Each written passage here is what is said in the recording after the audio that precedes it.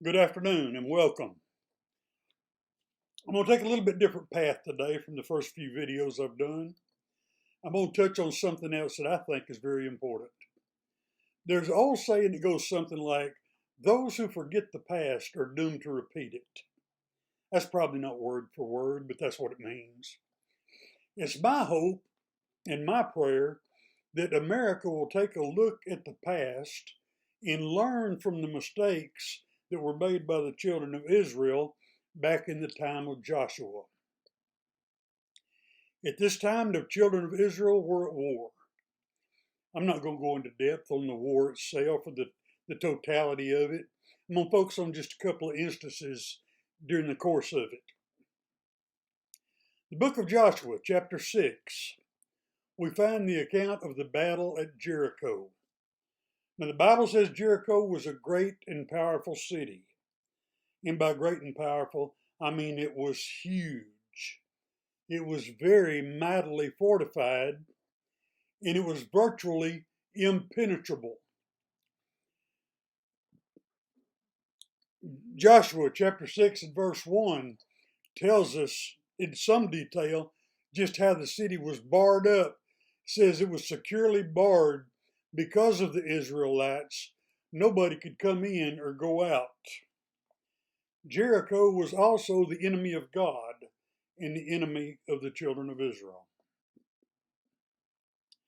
The wall that surrounded Jericho was so great, any potential enemy invaders would pay a price so dear to wage an attack that they would obviously sit back and take a good, long, hard look at what they were about to do.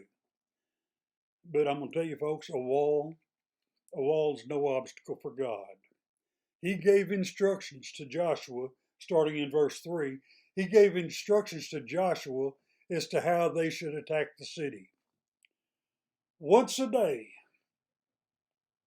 for 6 days, they were to march around the city one time. Priests blowing the trumpets. Then on the 7th day, they were to march around the city 7 times. Following the 7th trip around the city, the priests would blow the trumpets.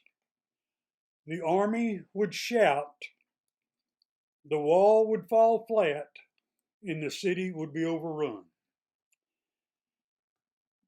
The Lord had also ordered, and Joshua had directed the people, do not take the spoils of this victory.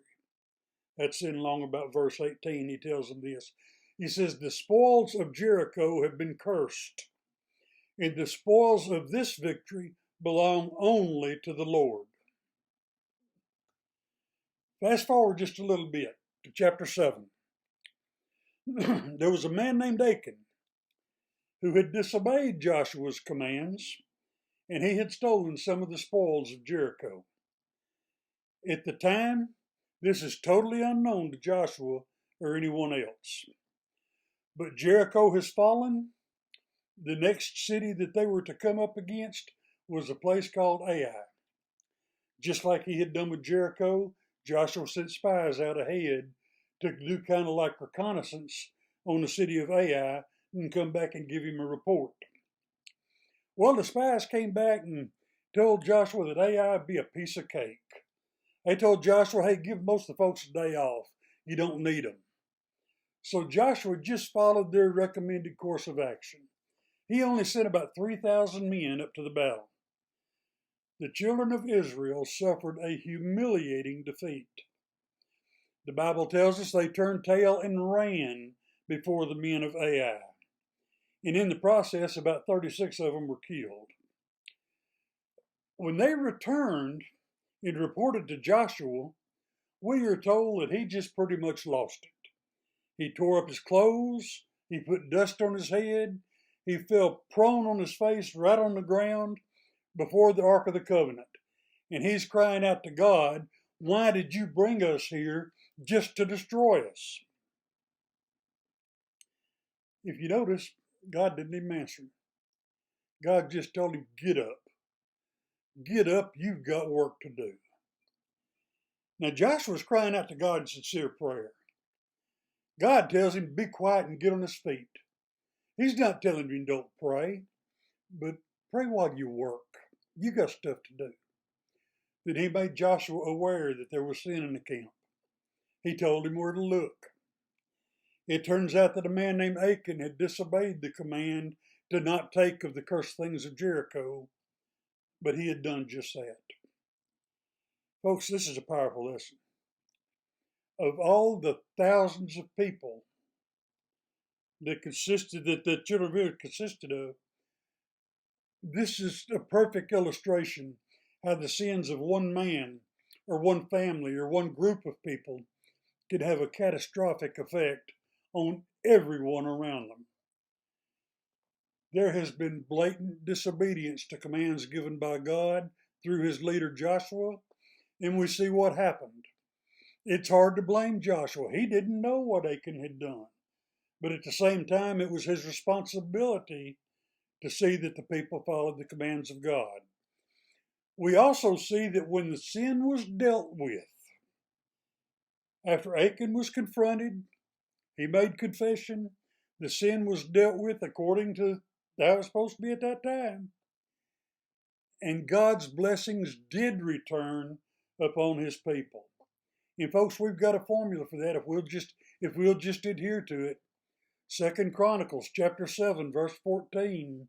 If my people who are called by my name will humble themselves and pray and seek my face and turn from their wicked ways, then will I hear from heaven and will forgive their sin and will heal their land. Now notice the very first word in that passage.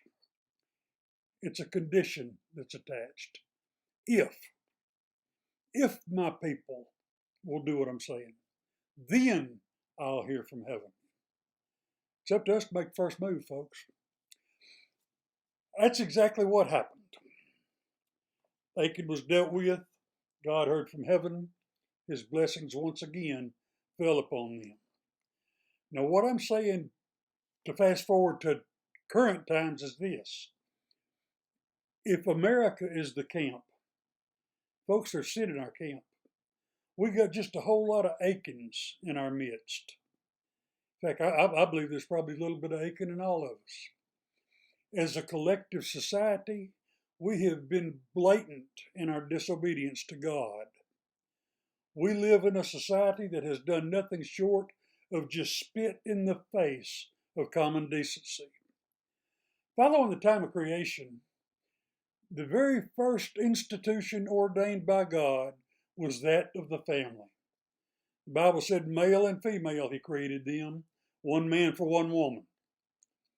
But as a society, we were stupid enough to think we could improve on that. The Bible says God breathed life into man, and he became a living soul.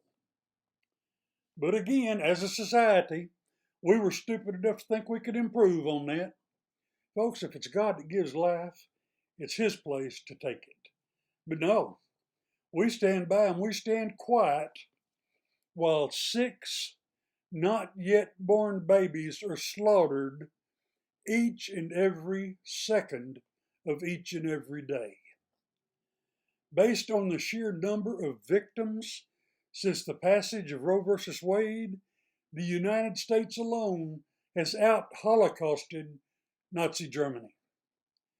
Every single year in America, there are enough babies aborted to populate the entire city of Nashville, Tennessee. And we call it choice. Folks, America has turned its back on God to such a degree, it's truly amazing to me that he has not completely withdrawn all of his blessings from us. Every time I pray for our country. Every time I pray for our country, I do so fully aware we don't deserve what I'm asking for.